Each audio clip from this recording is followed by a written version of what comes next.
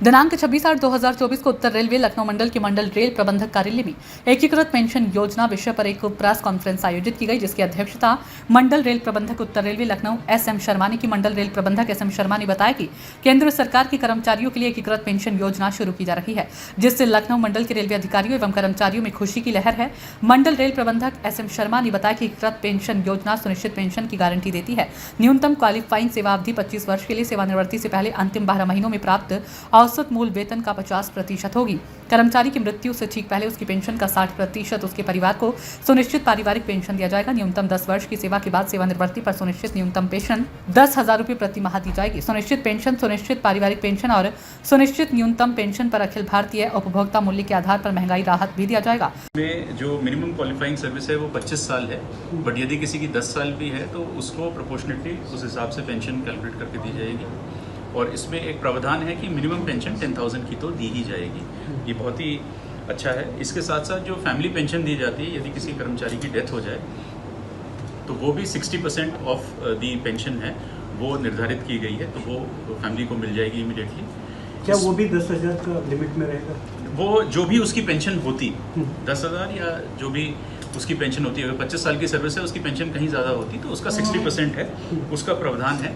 और ये fixed amount नहीं है, इसको जो कंज्यूमर प्राइस इंडेक्स है इंडस्ट्रियल वर्कर्स का, उसके साथ लिंक किया गया है। So every year it will keep on increasing.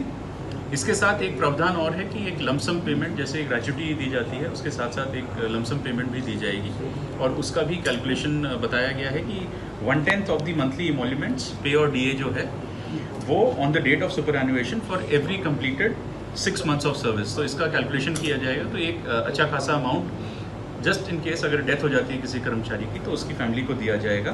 सेवानिवृत्ति के समय ग्रेच्युटी के अलावा एक मुश्त भुगतान भी दिया जाएगा। साथ ही प्रत्येक 6 महीने की सेवा के लिए सेवानिवृत्ति की तिथि पर मासिक पारिश्रमिक का 1/10वां हिस्सा ग्रेच्युटी के रूप में दिया जाएगा। इस भुगतान से सुनिश्चित पेंशन की मात्रा में कमी नहीं आएगी।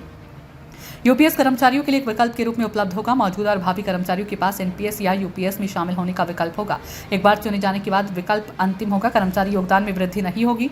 यूपीएस को लागू करने के लिए सरकार अतिरिक्त योगदान देगी। सरकार का योगदान 14 से बढ़ाकर 18.5% किया गया है। ये इसका कोई इम्पैक्ट जो पेंशन है उस पर नहीं होगा, ये एक्स्ट्रा है।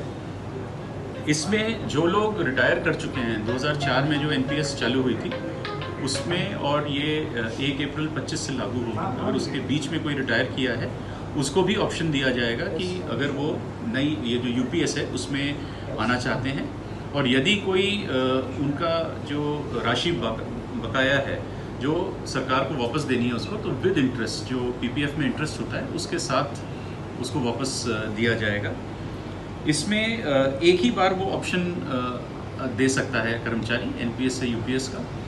और दूसरा ये है कि पहले सरकार का कंट्रीब्यूशन 14% होता था, ये बढ़ा के अब 18.5% कर दिया गया है। तो ये काफ़ी अच्छा है। इससे करीब 23 लाख जो सेंट्रल गवर्नमेंट एम्प्लॉयज़ हैं और सेम सिस्टम पे जो स्टेट गवर्नमेंट एम्प्लॉयज़ हैं उनके लिए कैलकुलेट होगा, तो करीब 90 लाख स्टेट गवर्नमेंट एम्प्लॉयज़ को भी फ़ायदा होगा, और वो अपना ऑप्शन दे सकते हैं और नई स्कीम में वो जा सकते हैं।